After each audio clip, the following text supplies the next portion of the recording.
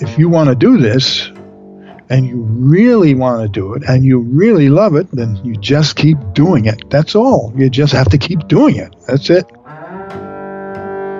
I am so excited to bring you today's conversation with Gene Perla. And I got connected with Gene through, of all places, my email list.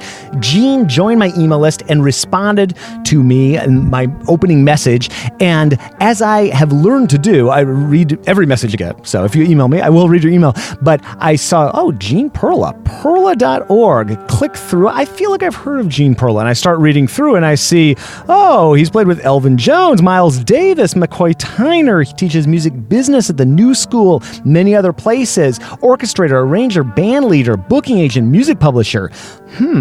Gene should be a guest on the podcast. So, long story short, Gene is chatting with me today, and what a great conversation. We dig deep into all kinds of useful topics and advice and tactics and things you can do to move ahead in the music world. We start off by talking about the state of affairs in the music world today. Gene's been active for a long time in various aspects of the business. So we start off with that, and then we get into those various aspects of the business. How the heck did a trombone player end up playing bass with Elvin Jones in just a few years? Gene's fascinating journey through the music world. You'll love it. And finally, we wrap up with how bass is the through line. It ties together all of these sort of disparate musical activities that Gene does. We've got some great sponsors for the podcast today, A440 Violin Shop and the Bass Violin Shop. More on them later. And you'll also be hearing several excerpts from Gene's latest album.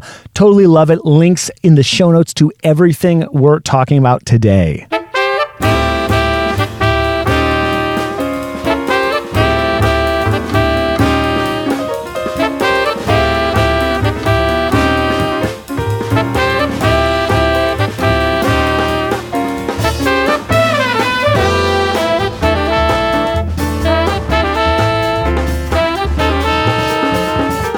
Is there hope in sight? Like, what's the state of affairs for musicians? And again, I love the big questions. No, it's okay. It's okay. No, I mean, those ideas have come up in the certainly from time to time. Yeah. Someone will ask me a similar question. Yeah. What's happening? What's going on? What's going to happen? Stuff like that. And I really, with tongue in cheek, I just point to an example. That example is the original Star Wars. So Luke now, they're looking for a rocket ship, right? They need a rocket ship. And they go into this bar, right? And these weird creatures are playing music, right? What are they playing? Bebop. That's true. On electronic instruments. That's true. Okay. Yeah. So, music going away. It's the number one international communication language in the world. So, I've had the wonderful opportunity to travel around the world and meet people from, in so many different places, sit at their tables and eat their food and stuff. And that's coming directly because I'm providing something that they love, music.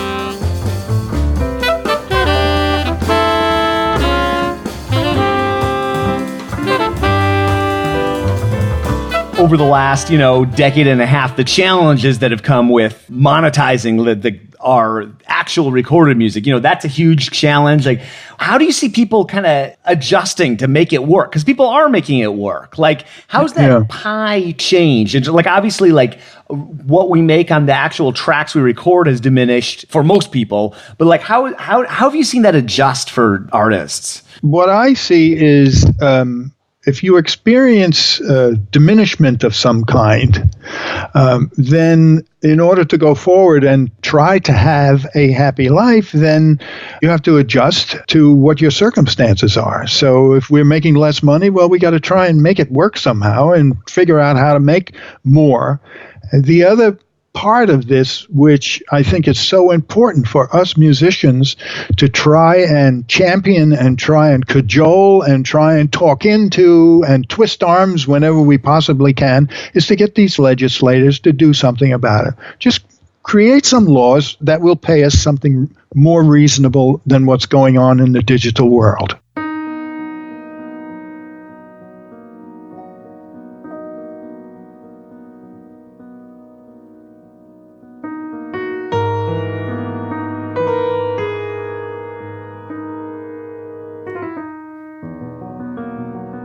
it the radio that they're not compensated for, the performers? It's the performers and their underlying companies that they could be one and the same. I have my own label, but if you're signing to some other label, the label doesn't get anything and the artist doesn't get anything for radio play on commercial radio stations.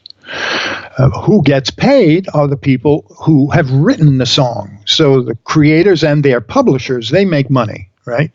But if you're listening, you're driving around in the car and you're listening to a radio station, you hear a piece of music on there, what the hell are you listening to? You're listening to the song. Okay, well, we're going to pay you for the song. But is somebody singing? There's somebody playing a saxophone, somebody playing a bass, right? Should they get something? Now, we got the foot in the door with Sound Exchange. You know who I'm talking about? I'm familiar, but maybe can you describe what Sound Exchange is for folks? Okay, well, if there are what we call performance rights, right, which is the biggie in making money is radio. You play live concert, money can be generated there. On TV, maybe some commercials that appear on TV, and so you get money for that, the creators. And the organizations, the PROs, the performing rights organizations that have been around for a number of years now, ASCAP, BMI, and CSAC, these three organizations, they don't do anything about digital. But this new collection agency representing copyright owners, which are music publishers and the underlying, the affiliate or their writers, their creators, are collecting money now from digital outlets, is how I refer to them, such as SiriusXM, online radio, and those royalties, we as artists and our record companies are getting money for the first time.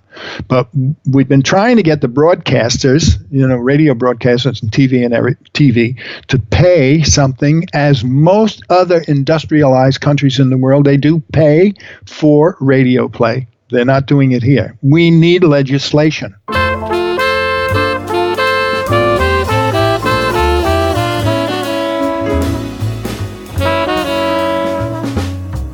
Among Gene's many activities is teaching music business at the New School. And here's Gene talking about what he covers in his classes there. At the New School for Jazz and Contemporary Music in New York, I mean, these kids are coming in there playing circles around me already. And they're like, 17, 18, 19, 20 years old. They've got all this stuff together. But I think I provide to them, the ones who are interested, they come and they take my business course because they're interested to try and be successful in that area, and they've come to recognize they need to know something about what the hell's going on. I mean, the only thing I can say is what all the masters have said, at least what I've heard through the years, is that if you want to do this and you really want to do it and you really love it, then you just keep doing it. That's all. You just have to keep doing it. That's it.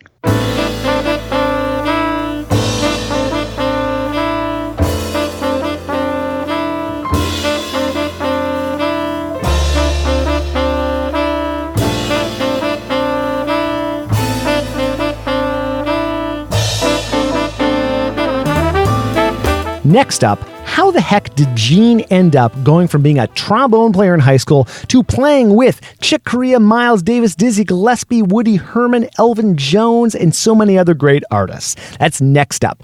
But first, I'd like to give a shout out to the A440 Violin Shop.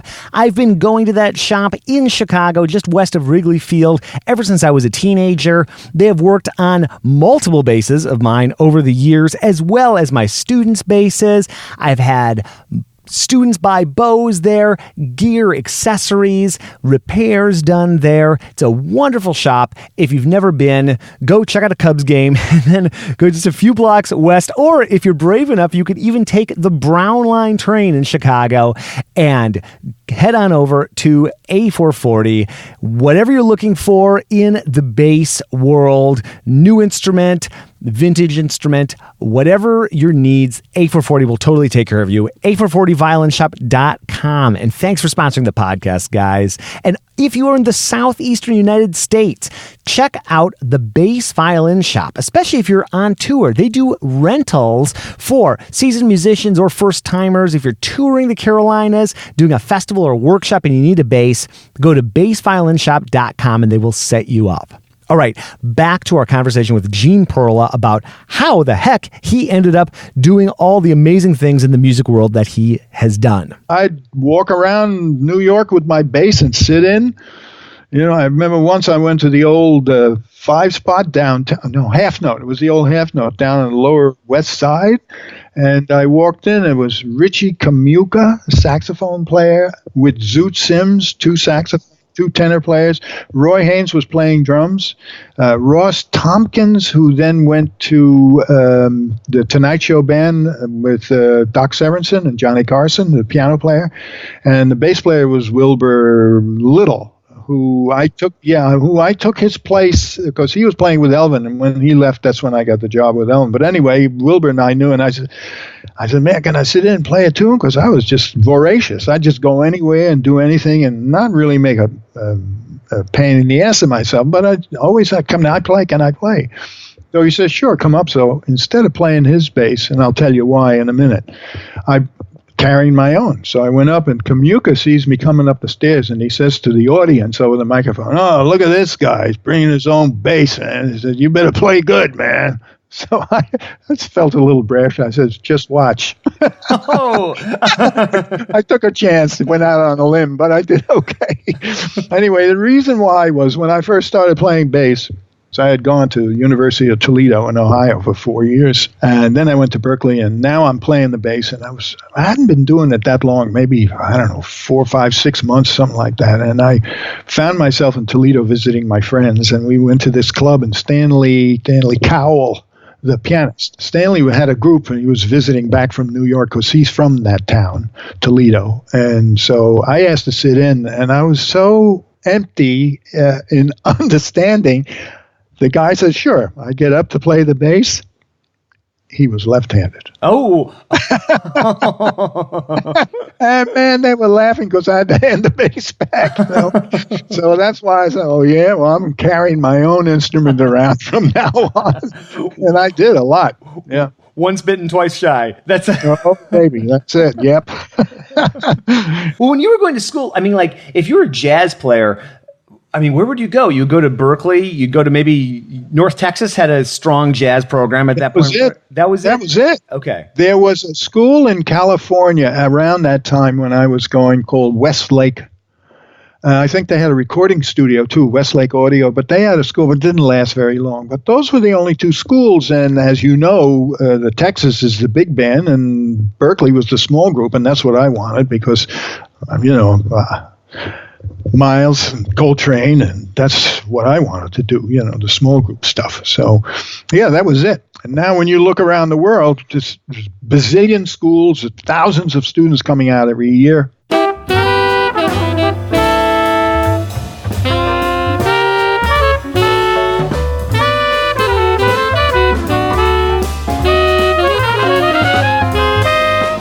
How did Gene go from being strictly a bass player at this point in his professional life to all these various aspects of the music industry that he's been involved with? Here's the story behind how he did that. When Elvin called me to join the band, he said, look, the first thing we're going to do is we're going to make a record. I didn't even play a gig with him, although I had played with him a few times, sat in with him. And so he said, if you got any tunes, bring them. Maybe we'll record them. So I brought a couple of tunes, and he did record them. And when the session was over, I was quite tight with Chick Corea that was playing a lot with him those days.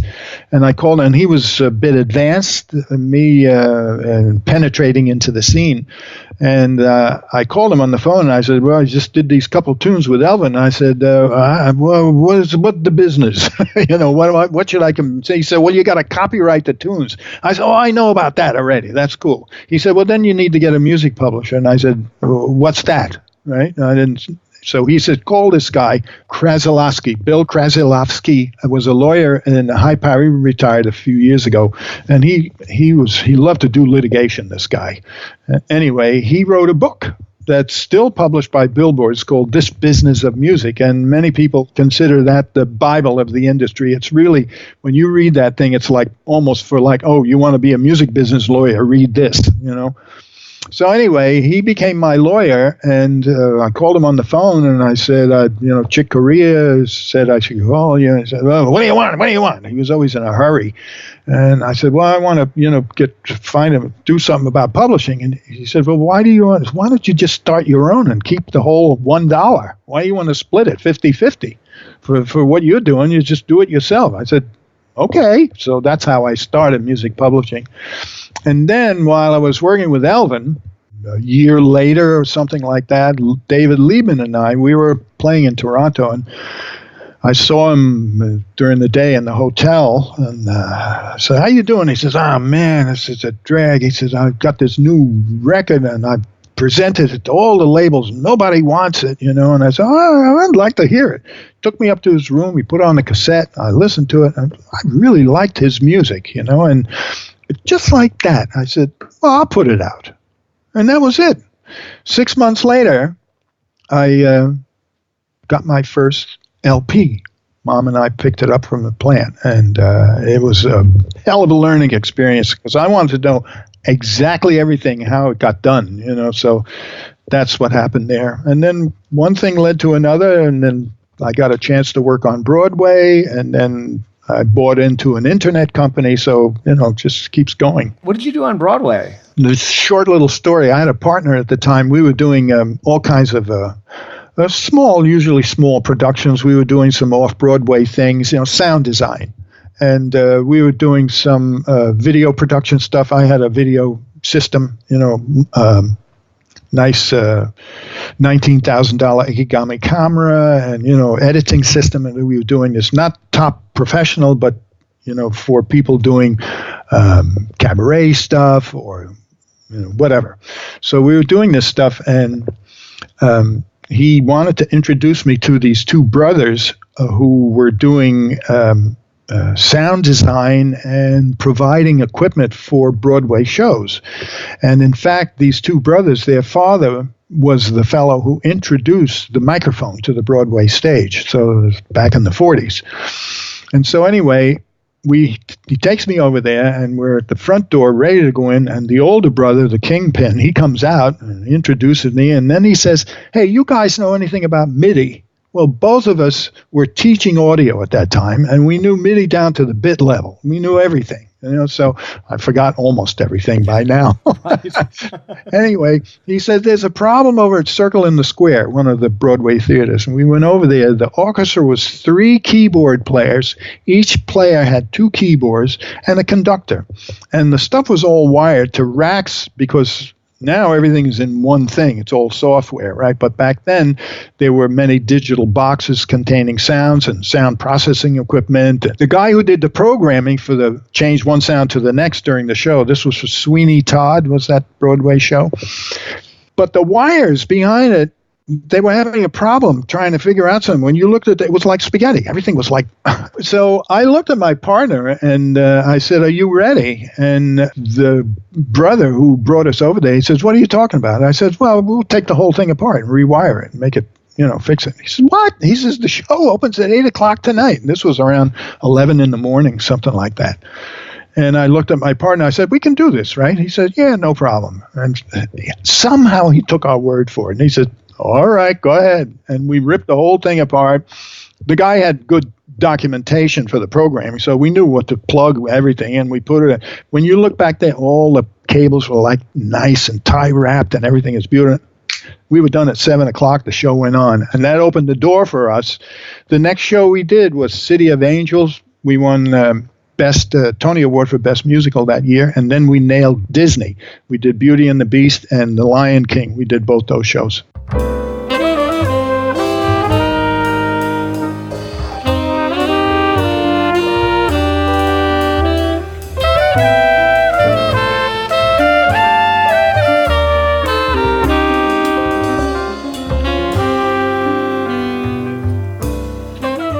How does bass kind of tie into all of that for you? I mean, like, it seems like it's like a through line, or like being a musician through all of those. It's the center, baby. Yeah. That's my number one. That's it.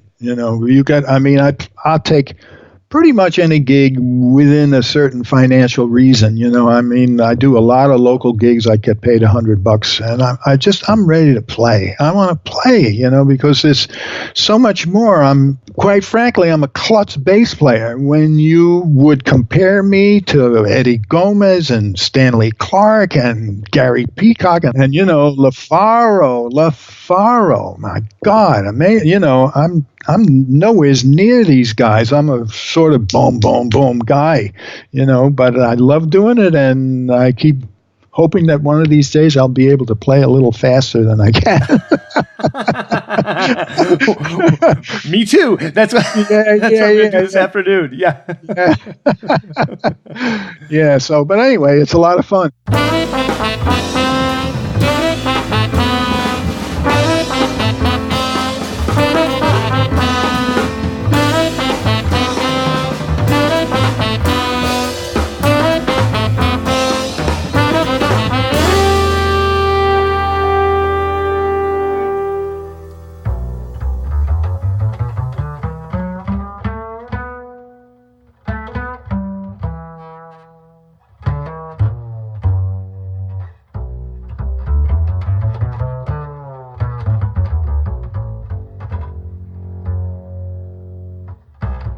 Isn't that a cool track? That is the Gene Machine, and you can learn more about them and check out their tracks at thegenemachine.pro and learn more about Gene at perla.org.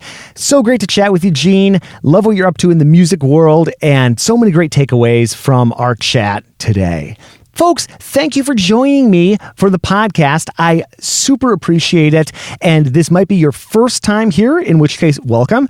And maybe it's your 100th time, or maybe it's your 417th time. Regardless, I'm so glad that you are along with me. And I'd love to hear from you. Feedback at contrabassconversations.com will put you in touch with me. And I'd love to hear if you have any guest ideas or topic ideas or anything in general you'd like to share. That would be awesome. Find us on Facebook, find us on Twitter, find us on Instagram, find us wherever you hang out online. We are surely there. And download the Contrabass Conversations app. It's free, it's recently updated, and it is a heck of a way to search the show for specific topics, to bookmark things, download them so you can listen to them when you're on the plane or anything like that. It's loaded with all sorts of extra features and free stuff. And yeah, it's a great way to connect with us. Even if you subscribe to us through Apple Podcasts or however, that's a great way to keep in touch and use this archive. And it's quite an archive now, 417 episodes. That's a lot of days of double bass related content. Any topic, any keyword you put in, you'll find episodes relating to that, be it auditioning, music business, entrepreneurship, early music, gut strings, whatever your fancy, jazz, of course, or any guest, Gary Peacock, Ron Carter, anybody like that, Miles Mosley, you name it, Dave Swift, the list goes on and on. You can find that episode super easily through the app. So thank you for joining me, and we will see you again soon for more life on the low end of the spectrum.